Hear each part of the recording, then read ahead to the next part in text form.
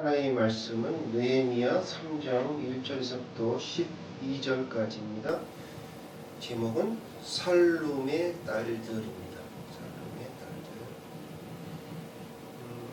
오늘 영상에서 보셨듯이 오늘 이제 성벽에 대한 이야기를 하고 싶은 거거든요. 거기 그 통곡의 벽이라고, 지금도 이제 그 통곡의 벽에는 로마가 다 무너뜨리고 그 한 군데만 남겨놨죠. 그래서 이제 자기네들이 이제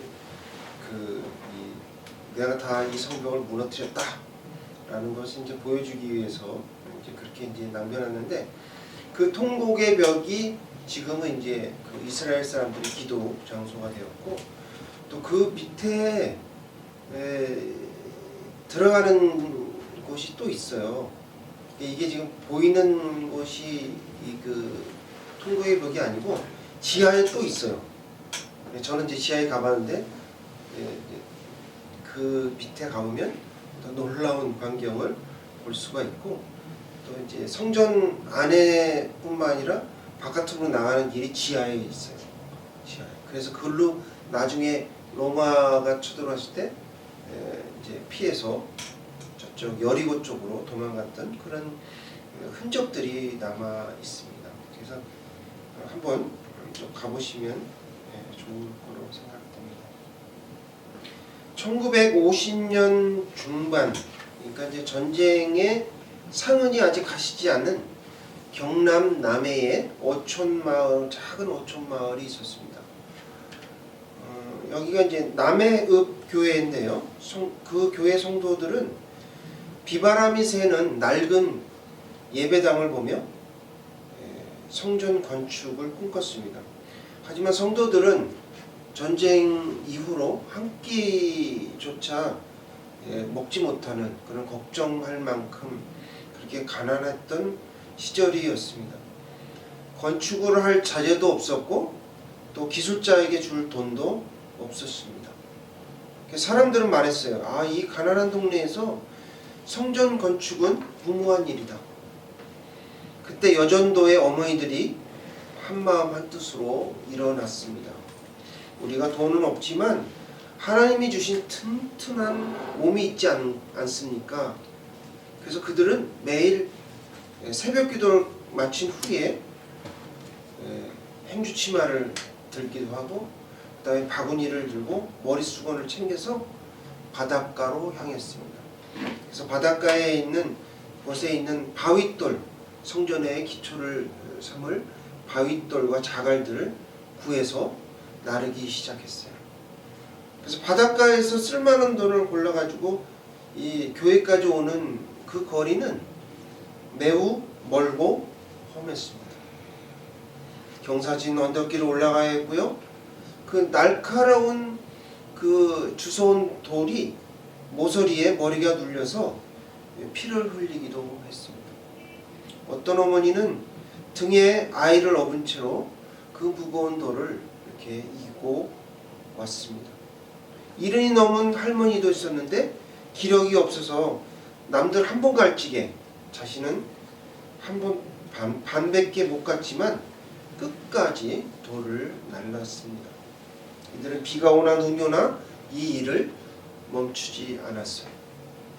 마을 사람들은 이들을 보고 저 예수의 미친 여자들이다, 이렇게 손가락질을 했지만 그녀들은 얼굴에 웃음이 가득했습니다.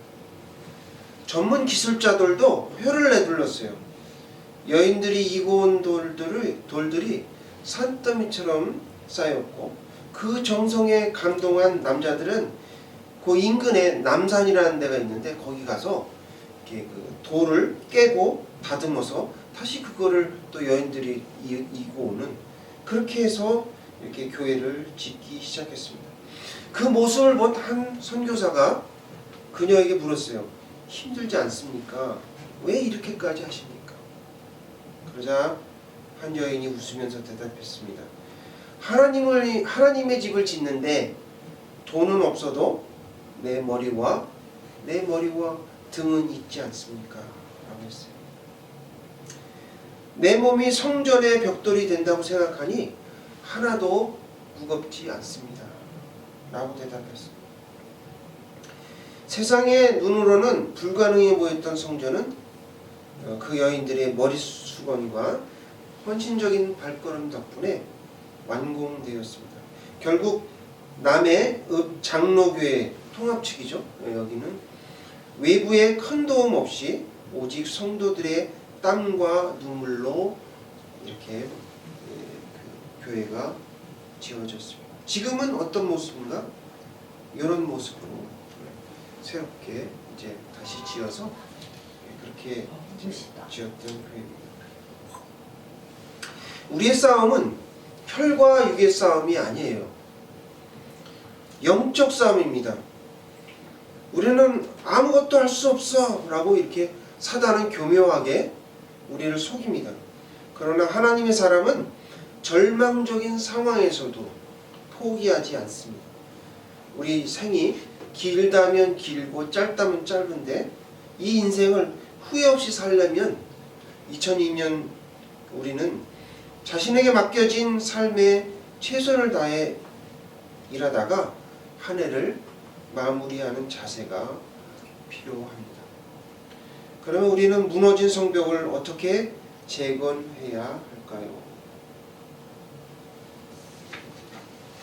오늘 본문을 통해 우리에게 주시고자 하시는 하나님의 말씀은 첫째, 갑절로 헌신해야 합니다. 갑절로 헌신해야 합니다. 따라해 볼게요. 갑절로 헌신해야 합니다. 거룩하신 하나님의 말씀입니다. 5절입니다. 다 함께 봉독하겠습니다. 시작. 그 다음은 드보아 사람들이 중수하였으나 그 귀족들은 그들의 주인들의 공사를 분담하지 아니하였으며. 네. 오늘 본문은요. 예루살렘 성벽을 52일 만에 52일이면 뭐 한 달하고도 뭐 2달 안 되는. 2달인가요? 아니죠. 2달이 안 되죠. 안 되죠. 한 달 반 정도 되는 날에 재건을 했는데 인류 역사상 이런 일이 없어요. 기적과 같은 일입니다. 근데 그게 과연 가능했을까? 사실일까? 이거를 이제 고고학적으로 이제 고증을 해보니까 가능한 일이었대요. 가능한 일이었는데 그 이유는 바벨론에 의해서 무너졌던 성벽인데 기초는 이제 다 닦아져 있는 상황이었고, 그다음 그 주위에 이제 남아있던 돌들을 그대로 사용한 거예요. 그것도 무너진 틈새를 메우고 불탄 문을 새로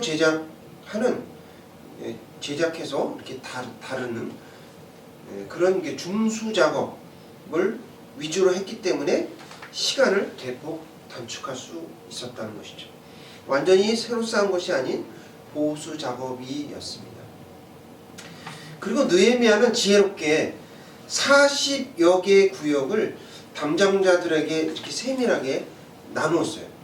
그리고 대대적인 인력 동원을 하였습니다. 이게 순서대로 이렇게 뭐 동문, 북문 이렇게 이 순서대로 한 것이 아니고 동시다발적으로 고도로 이렇게 분업화하고 동시다발적으로 공사를 했기 때문에 가능한 거죠. 또 느헤미야의 열정은 어느 정도였냐면 자기가 옷을 갈아입지 않고 그 입던 옷 그대로 벗지 않고 경계를 서며 공사를 독려했습니다.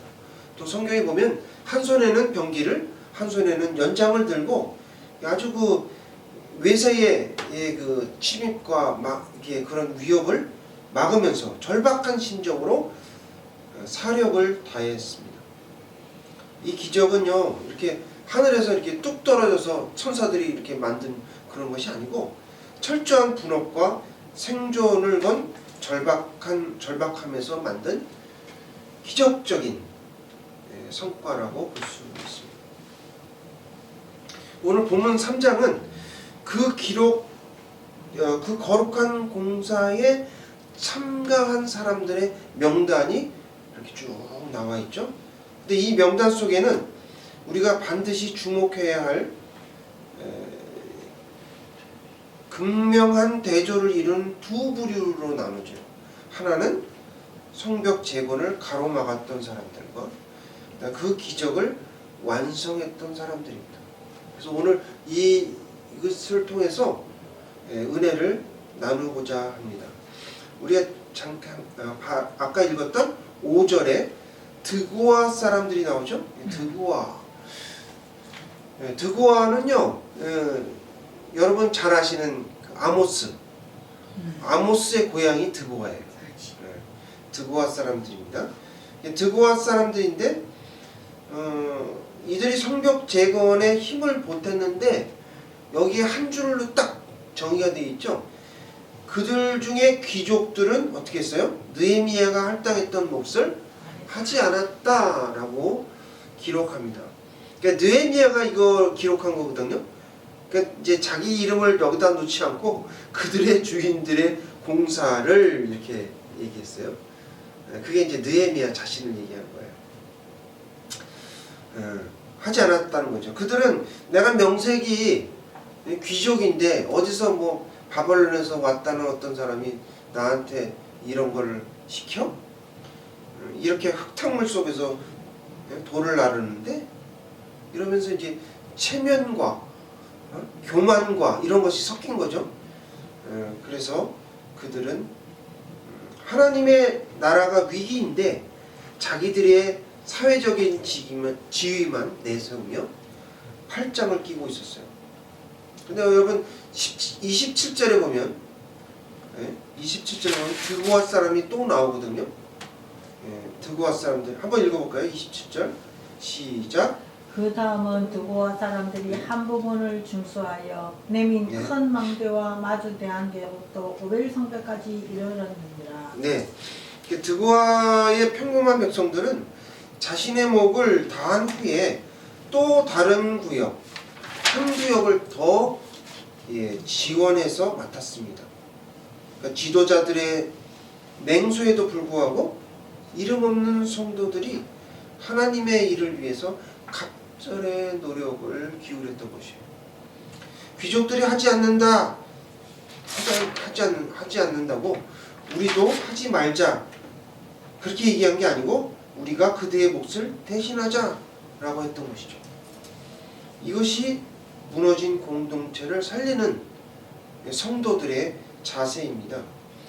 우리는 교회 공동체라든가 이런 데 사회라든가 직장이라든가 국가에 보면 고난을 분담하지 않는 사람이 너무 많아요.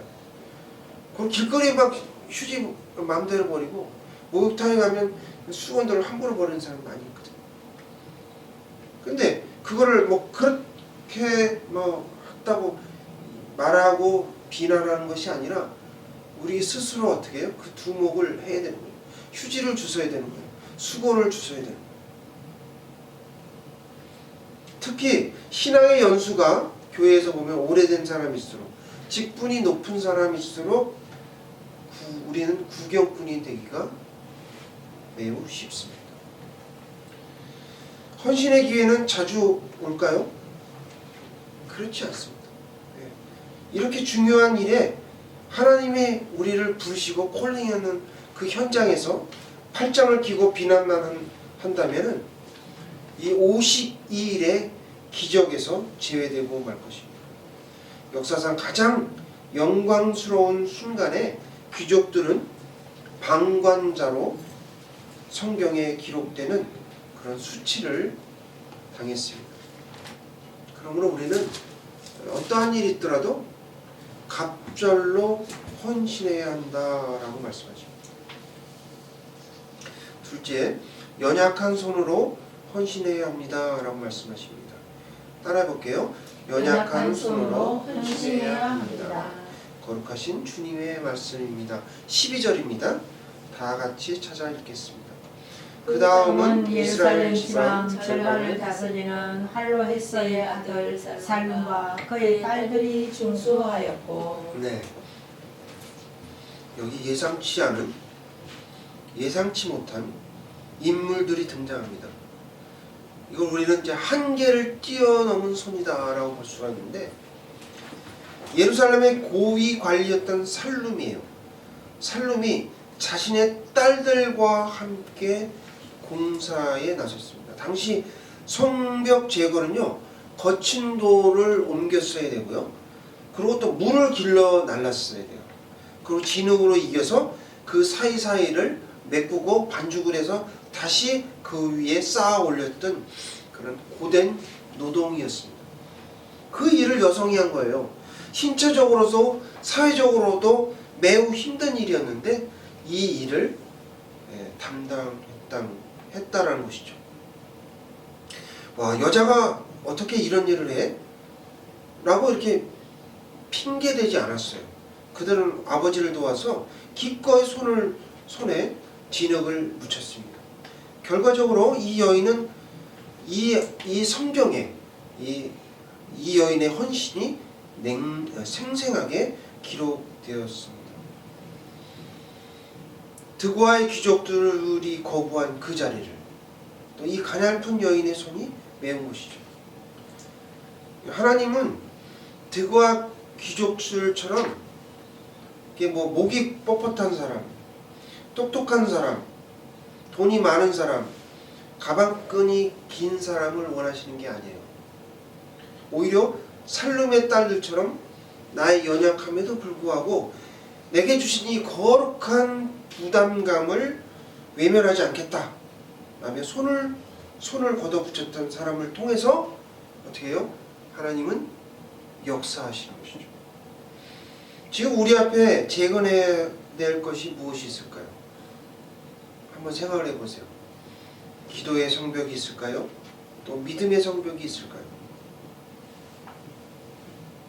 혹시 나는 이런 건 내 수준에 안 맞아 라고 거절을 하거나 또는 나의 능력이 부족해 라며 손을 뒤로 숨기지는 않는지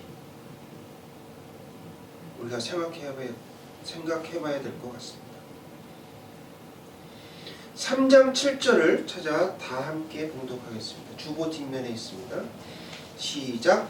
그 다음은 기브온 사람 몰라다와 메로노 사람 사람 야돈이 강서쪽 총독의 관할에 속한 기브온 사람들 및 미스바 사람들과 더불어 준수하였고. 네, 여기 또 놀라운 말씀이 있네요. 7절에 기브온 사람은 느헤미야 3장의 전체 메시지를 완성하는 아주 놀라운 퍼즐과 같은 조각입니다. 왜냐하면요, 기브온 사람도 원래 이스라엘 혈통이 아닌 이방인이에요. 아모리 족속의 후예죠. 이들의 성벽 재건 명단에 포함되어 있다는 것은 아주 놀라운 일이죠. 우리에게 커다란 감동을 주는 반전 포인트입니다. 왜냐하면요, 기브온 사람은 우리 역사적으로 볼 때 여호수아 시대 때 이스라엘이 이제 가나안을 정복했잖아요. 그랬을 때 살아남기 위해서 먼 곳에서부터 온 것처럼 이렇게 속여서 화친을 맺죠. 여호수아 9장에 나와 있어요. 그런데 이제 속임수에 들통이 나와갖고 어떻게 했어요? 여호수아가 그들을 이스라엘 공동체 안에서 나무를 패고 물을 깃는 자로 이렇게 살려주잖아요. 그래서 그들은 가장 낮고 천한 종의 신분으로 살았어요. 지금까지. 혈통은 이방인이지만 대대로 이스라엘 곁에서 성막과 성전을 섬기는 일을 돕는 사람들이었습니다. 근데 왜 이들이 명예전당에 이름을 올렸냐는 거죠. 이게 있을 수 없는 일이거든요. 사실 왜냐하면 이스라엘 족보에도 안 올려요. 이런 사람들은요. 우리도 마태복음에 보면 1장에 보면 여인이 몇 명 안 나오죠. 꼭 필요한 사람만 나오고 나머지는 또 쓸데없는 사람은 집어넣지도 않았어요. 그런데 여기 기브온 사람이 나온다는 거죠. 이들은 천한 일을 해오던 사람에도 불구하고 기꺼이 성전 재건에 동참을 한 것이죠. 사회 지도층은 쏙 빠졌죠. 근데 가장 낮은 자리에 있는 사람이 이 자리를 지켰다는 거예요. 그리고 기본 사람들은요, 예루살렘이에요. 예루살렘 성 바깥에, 성벽 바깥에 살았고요. 예루살렘의 성벽이 튼튼해진다고 해서 기브온 사람들에게 당장 직접적인 혜택이 오는 것은 아니었습니다. 그럼에도 불구하고 그들은 하나님의 성벽을 짓는데 동참했다는 거죠. 그래서 하나님의 나라는 사회 지도층이나 학벌이 높은 사람이나 돈 많은 사람들이 가는 것이 아니라는 것이죠. 가장 낮고 천한 자, 살룸의 딸처럼 힘이 연약한 여인의 헌신을 통해서 이렇게 이루어지는 것이 하나님의 나라라는 것을 우리는 명심해야 됩니다. 또 여기 보면 천국은 유대인의 혈통으로만 되는 것이 아니에요. 그래서 우리가 이방인들이 희망이 있는 거예요. 예. 마음의 중심과 헌신이 있는 사람, 또 성령님의 인치심을 받은 사람이 천국에 들어간다. 그러므로 연약한 손으로 헌신해야 합니다 라고 말씀하십니다. 오늘 말씀을 통해서 갑절로 헌신해야 합니다. 연약한 손으로 헌신해야 한다라고 말씀하십니다. 고린도전서 15장 57절에서부터 58절을 찾아서 다 함께 봉독하겠습니다. 시작. 우리 주 예수 그리스도로 말미암아 우리에게 승리를 주시는 하나님께 감사하노니 그러므로 내 사랑하는 형제들아 견실하며 흔들리지 말고 항상 주의 일에 더욱 힘쓰는 자들이 되라. 이는 너희 수고가 주 안에서 헛되지 않은 줄 알리라. 아멘. 네. 오늘 말씀은 이제 자칫 잘못하면 우리가 지루할 수가 있는데 무슨 뭐 출애굽기의 명단들 있잖아요. 12지파 명단 뭐 이런 거, 또는 뭐 마태복음 1장의 족보 이런 거 다 지루하죠. 지루하게 생각할 수 있는데 우리가 그냥 넘어갈 수 있는 기록이지만 우리가 자세히 우리가 살펴보면 그렇지 않다는 거예요. 오히려 이 안에 오묘한 진리가 포함되어 있다는 거예요.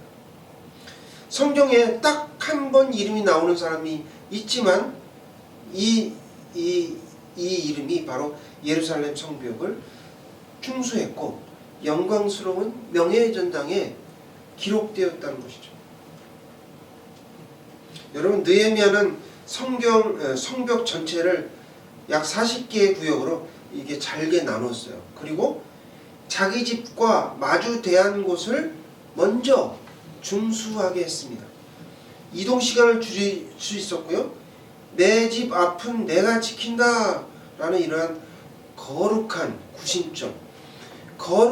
구신점을 가지고 했다는 거예요. 비록 연약한 여인의 손일지라도 그 손들이 모일 때에 52일의 기적이 일어난 것입니다. 기브온 족속처럼 소외된 사람을 사용했고, 이런 여인들과 이방인들과 이런 사람들을 통해서 하나님은 일을 하신다는 것입니다. 우리 서두에 말씀드렸죠. 여자들이 무엇을 할 수 있느냐라고 했던 그 남해읍의 머릿수건 위에 세워진 성전. 우리는 이걸 생각하면서 여인들의 그 당시에 얼마나 힘들었겠습니까? 6.25 이후에. 그럼에도 불구하고 그들의 노고와 믿음은 오랫동안 가시지 않을 것 같습니다.